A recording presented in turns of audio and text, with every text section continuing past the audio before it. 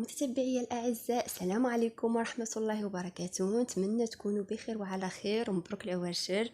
اليوم جبت لكم وصفة سهلة مهلة بسيطة بزاف، شكل من أشكال المعجنات اللي كيعطينا واحد الشكل رائع في المنظر وحتى في المذاق، فهو كيجي غزال بزاف. مقادير بسيطة، عندي هنا واحد البيضة بدرجة حرارة الغرفة المطبخ عفوا. غادي نزيد هنا 2 معالق الخل المزهر عفوا.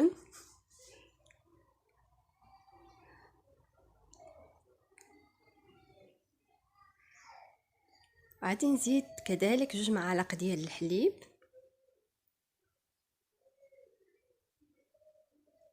المعلقه ديال لا سوب، معلقه ديال الماكله اللي كنستعملو دائما. هنا عندي 2 معالق ديال الزبده دايبه. زبده من الضروري تكون زبده حيوانيه، يعني زبده من النوع الجيد، ماشي الزبده اللي كنستعملو بها المورقات. قبيصه ديال الملحه،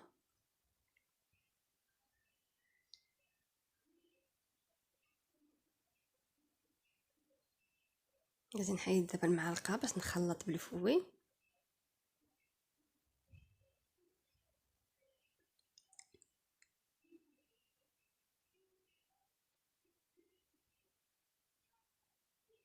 صافي غادي ندمج لي البيض مع سميتو مع المزهر ومع كذلك مع الحليب والزبده. غادي نضيف دابا معلقه صغيره ديال عندي تما النافع وحبه حلوه مطحونين ومغربلين مزيان. بالنسبه لي ما كيعجبوش مذاقهم ممكن الاستغناء عنهم. وعندي هنا راس معلقه صغيره ديال الخميره ديال الحلوى. غادي نبقى نضيف الطحين، فانا الطحين هنا عندي مغربل، نبقى نضيف الدقيق تدريجيا.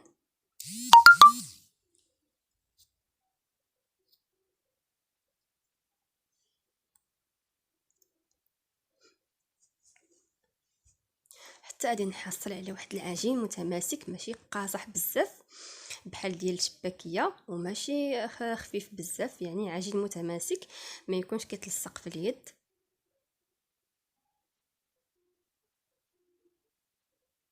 فانا هنا استعملت كميه صغيره، تقدروا تضوبلوا المقادير.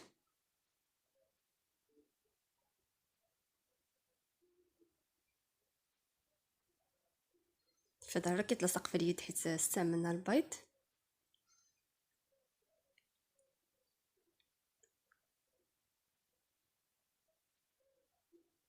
غادي نزيد شويه الطحين كيف قلت لكم حتى ما تبقاش العجينه كتلصق في اليدين. هذيك الساعه كنعرفوا العجين ديالنا صافي كملات. هنا كان ممكن تلقوها في الماكينه، ولكن انا واحد الكونتيتي صغيره ما بغيتش نستعمل الماكينه، دغيا طلقتها.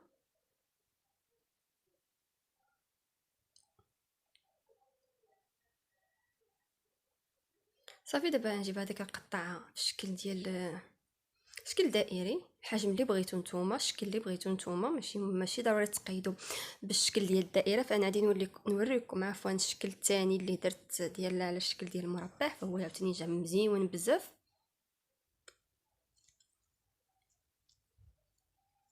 وكنقطعوا داك العجين ديالنا كامل.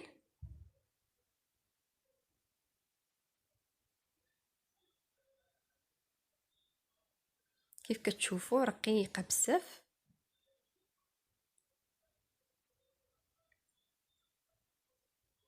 ولكن اون فوا كنديروها في الزيت فهي كتنفاخ، كيرجع الشكل ديالها كبير مورده، كتجي غزاله.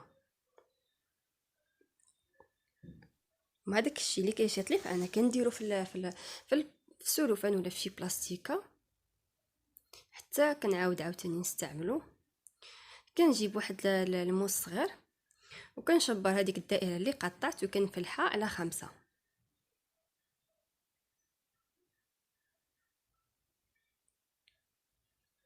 انا هنا مع الكاميرا مع التصوير معذبه شي شويه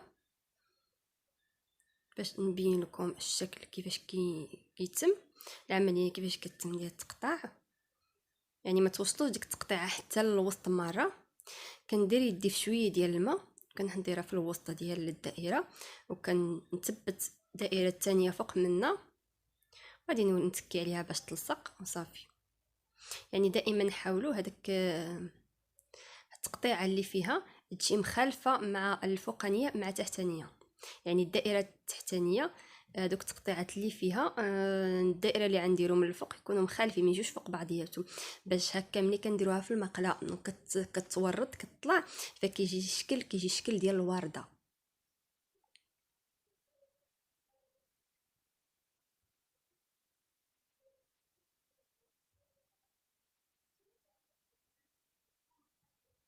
وتقدروا تستعملوا حتى الجراره الا كانت ماضيه مزيان، غادي يجيوكم مشرفين مزيونين حسن. ضروري ما تستعانوا بشويه ديال الطحين في القاع ملي تكونوا كتقطعوها باش ما تلصقش البلون طرافاي ولا شي حاجه. هكا ملي تجيو تهزوها تقطع لكم حيت كتكون مقطعه من الحاشيه.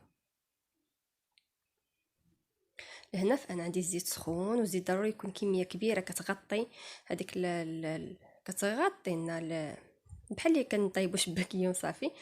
وملي كنديروها وسط من المقله، حنا كنشبر هذاك السفود وكنتكي في الوسط ديالها باش كتطلع.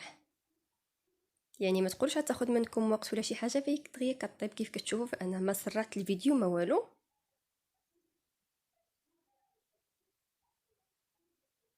يعني كنتكو فيها جوستومون حتى كتورد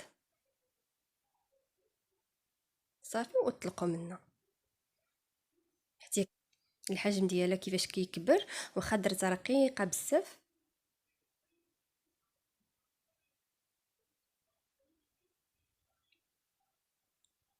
كنديروها تعسل مباشره.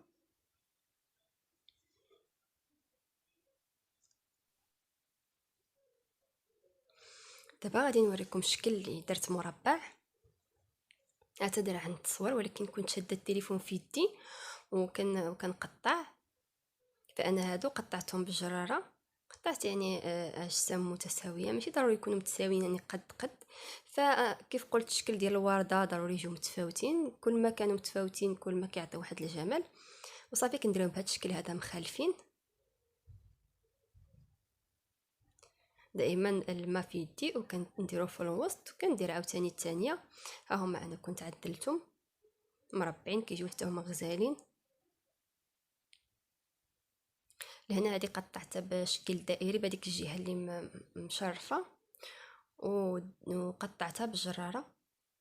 دابا غادي نقلي هذوك اللي جاو مربعين بنفس الطريقه حتى هما. الكاميرا المقله باش تشوفوا كيفاش، لان مع التصوير جاتني بعيده شي شويه ما كانش يكون شابر لي التليفون. ها هي كيفاش العمليه كتتم.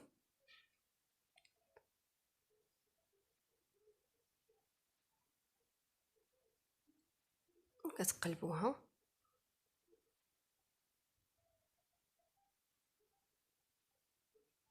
الحبه الثانيه نفس الشيء، كنتكو في الوسط.